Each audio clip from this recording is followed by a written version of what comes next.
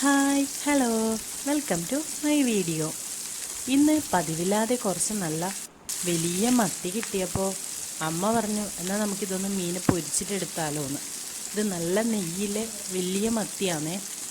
അപ്പോൾ പതിവ് പോലെ തന്നെ സാധാരണ പോലെ സിമ്പിളായിട്ടുള്ള മസാല ഇട്ടിട്ട് നേരെ പൊരിക്കാൻ വെച്ചിട്ടുണ്ട്. ഈ ഒരു മത്തി പൊരിയും എന്തെങ്കിലും ഒരു പുളിയില്ല ഒരു കറിയും കൂട്ടിയിട്ട് ചോറുണ്ണാൻ നല്ല ടേസ്റ്റാണ്. പിന്നെ ഇപ്പോൾ കുറേ നാളായിട്ട് ചെറിയ ചെറിയ സൈസുള്ള മത്തിയാണ് വന്നുകൊണ്ടിരിക്കുന്നത്. അതിൻ്റെ ഇടയിൽ പെട്ടെന്നാണ് വലിയ മത്തി കിട്ടിയത്.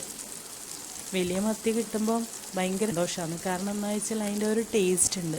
നല്ല പോലെ പൊരിഞ്ഞ് കറുമുറ ആവുന്ന സമയത്ത് അതെടുത്ത് കടിച്ച് തിന്നുമ്പം ആ ഒരു പ്രത്യേക ടേസ്റ്റ്, അതൊരു നൊസ്റ്റാൾജിയാണ്. ഇപ്പോഴത്തെ മീനൊന്നും ആ ഒരു ടേസ്റ്റ് കിട്ടാനില്ല. മീനുകളിൽ ഏറ്റവും നല്ല ടേസ്റ്റുള്ള മീനായിട്ട് എനിക്ക് തോന്നിയിട്ടുള്ളത് മത്തിയാണേ. കാരണം നല്ല കറുമുറു ആവുന്നവരെ പൊരിച്ചെടുത്താൽ അത് ചോറിൻ്റെ ഒന്നിച്ച് കഴിക്കാൻ ഒരു പ്രത്യേക ടേസ്റ്റാണ്.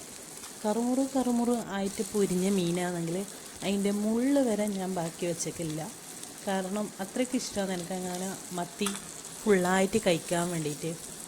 പിന്നെ നല്ല മുരുമുരുള്ള മത്തി ഫ്രൈയും കുറച്ച് ചൂട് ചോറും നല്ല മോര് കറിയും അതേ പുളിശ്ശേരി പോലെയുള്ള എന്തെങ്കിലും കറിയും ഉണ്ടെങ്കിൽ വേറെ ഒരു കറിയും നമുക്ക് വേണ്ട ചോറുണ്ണാൻ വേണ്ടിയിട്ട്. നല്ല ടേസ്റ്റ്.